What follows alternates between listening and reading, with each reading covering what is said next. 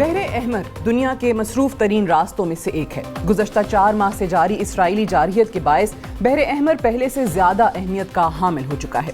گزشتہ 3 ماہ سے اسرائیل سے تعلق رکھنے والے بحری جہازوں کو بحر احمر میں یمنی ہوتیز کی طرف سے نشانہ بنایا جا رہا ہے۔ بحر احمر کی بندش کے تناظر میں امریکہ اور برطانیہ کی طرف سے جنوری 2024 میں فضائی حملوں کا آغاز کیا تاکہ اسرائیل کی طرف جانے والے جہازوں پر یمنی ہوتیز کے حملوں کو روکا جا سکے۔ امریکہ اور برطانیہ کی طرف سے حملوں کے آغاز کے بعد ہوتی قائدین کی طرف سے واضح الفاظ میں کہا گیا تھا کہ بحر احمر میں جہازوں پر حملے کا مقصد مقبوضہ فلسطینی بندرگاہوں پر اسرائیلی بحری جہازوں یا سامان لے کر جانے والے جہازوں کو روکنا ہے، اور اس کے لیے ہم کوئی بھی قیمت ادا کرنے کے لیے تیار ہیں۔ یمنی ہوتیز کی طرف سے نہ صرف برطانیہ اور امریکہ کو نتائج کی دھمکی دی گئی، بلکہ تمام عرب حکومتوں، خاص طور پر پڑوسی ممالک کو امریکہ اور اس کے اتحادیوں کی حمایت کرنے کے خلاف بھی وارننگ جاری کی گئی۔ اس سے قبل ہوتی بریگیڈیئر جنرل یحییٰ ساری کا کہنا تھا کہ امریکہ اور برطانیہ ہماری عوام کے خلاف مجرمانہ جارحیت کے ذمہ دار ہیں۔ ہماری افواج تمام دشمن اہداف کو نشانہ بنانے سے دریغ نہیں کرے گی۔ امریکہ اور برطانیہ کے فضائی حملوں کے بعد یمنی ہوتیز کی طرف سے بھی اسرائیل، امریکہ اور برطانیہ کی طرف جانے والے جہازوں پر حملوں میں مزید تیزی دیکھنے میں آئی۔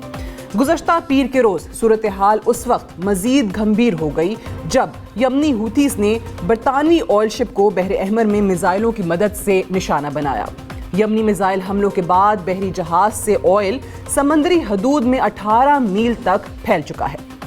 امریکہ کے مطابق بحر احمر میں ہوتیز کی طرف سے مزید حملوں کا خطرہ ہے اور جہاز کو بندرگاہ تک محفوظ طریقے سے لے کر جانا اب ناقابل یقین حد تک مشکل ہو چکا ہے۔ 2 ماہ سے جاری فضائی اور میزائل حملوں کے باوجود امریکہ یمنی ہوتیز کی صلاحیت کو ٹھیس پہنچانے میں ناکام ہے۔ امریکہ کا کہنا ہے کہ یمنی ہوتیز کے پاس اسلحہ اور بیلسٹک میزائلز کا ایک بہت بڑا ذخیرہ موجود ہے جس کو ایک قلیل عرصے میں ختم نہیں کیا جا سکتا۔ امریکی حکام کا کہنا ہے کہ جنوری سے شروع ہونے والے فضائی حملوں کے نتیجے میں یمنی ہوتیز کے کمانڈ اینڈ کنٹرول سینٹر سمیت درجنوں ٹھکانے تباہ ہو چکے ہیں۔ امریکی فضائی حملوں کے خوف سے ہوتی گروپس کی طرف سے زیر زمین ٹنلز کی تعمیر کا کام تیز کر دیا گیا، اور امریکی حملوں کے خوف سے اب یمنی لیڈرشپ زیادہ تر وقت زیر زمین رہنے پر مجبور ہے۔ امریکی دفاعی تجزیہ کاروں کا کہنا ہے کہ یمنی ہوتیز کو اس وقت تک نقصان نہیں پہنچایا جا سکتا جب تک امریکہ ان کی لیڈرشپ کو نشانہ نہیں بنا لیتا۔ گزشتہ 2 ماہ کی امریکہ اور برطانیہ کی کارروائی کے بعد واضح ہو چکا ہے کہ امریکہ یمنی ہوتیز کی طاقت توڑنے میں کامیاب نہیں ہو سکا۔ یمنی ہوتیز کے پس منظر کی بات کی جائے تو ہم آپ کو بتاتے چلیں کہ یمنی ہوتی گزشتہ 10 سال سے حالت جنگ میں ہیں۔ اس سے قبل یمنی ہوتی امریکی اور برطانوی فضائی حملوں سے کئی گنا بڑے حملوں سے بچتے آ رہے ہیں۔ یمنی ہوتیز سعودی عرب کے فضائی حملوں سے کئی سال محفوظ رہے، اور ایسا نہیں ہے کہ سعودی ایئر فورس کمزور تھی۔ سعودی عرب بھی اسرائیل کی طرح امریکی اسلحہ، امریکی ڈیفنس سسٹم اور امریکی انٹیلیجنس استعمال کرتی تھی، مگر سعودی حکمران 2015 سے 2020 تک جاری رہنے والی جنگ میں ہوتیز کو جھکانے میں ناکام رہے۔ یمن میں کسی طور پر بھی امریکہ کو اچھا نہیں گردانا جاتا۔ آج کی تاریخ میں ہوتیز کے زیر اثر علاقے میں امریکہ مرد آباد، اسرائیل مرد آباد کے نعرے لگائے جاتے ہیں۔ 7 اکتوبر کے بعد سے یمن سے شروع ہونے والے گروپ نے غزہ کی جنگ میں اپنے آپ کو ایک اہم حصہ بنا لیا ہے اور دنیا کی سپر پاور امریکہ کو اپنا دشمن بنا چکا ہے۔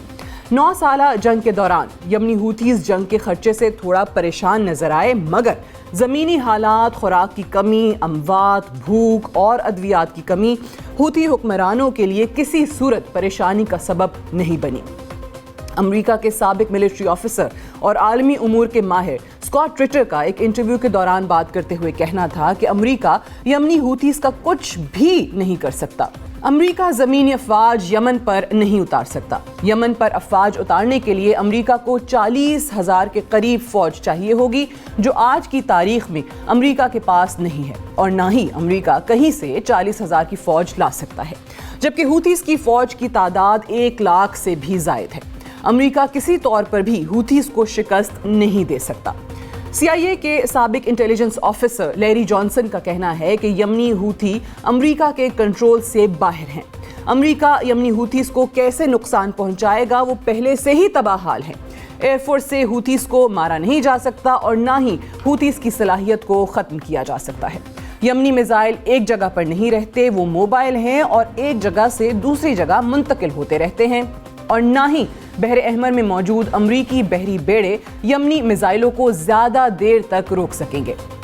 امریکی دفاعی سسٹم کو ریفل کی ضرورت پیش آئے گی اور ریفل کے لیے جنگی بیڑے کو اپنی جگہ بھی چھوڑنی پڑے گی۔ آج کے اس ایڈیٹوریل کو اس نقطے پر کنکلوڈ کرتے ہوئے ہم واضح الفاظ میں کہہ سکتے ہیں کہ آج کی تاریخ میں یمنی ہوتیز ہی وہ واحد طاقت ہیں جو بحر احمر کی بندش کے ساتھ امریکہ، اسرائیل، برطانیہ اور اسرائیل کے دیگر حمایتیوں کو صحیح معنوں میں مالی نقصان پہنچا رہے ہیں اور غزہ کے نہتے مسلمانوں کے لیے کٹ مرنے کے لیے تیار ہیں۔ امریکہ ایک مشکل صورتحال میں داخل ہو چکا ہے۔ امریکہ کے پاس نہ ہی یمن میں جنگ جاری رکھنے کی صلاحیت ہے اور نہ ہی امریکہ مالی طور پر ایک نیا جنگی محاذ کھولنے کا متحمل ہو سکتا ہے۔ یا اللہ یمنی ہوتیز کو فلسطین کے مسلمانوں کی مدد کرنے کی ہمت عطا فرما، آمین۔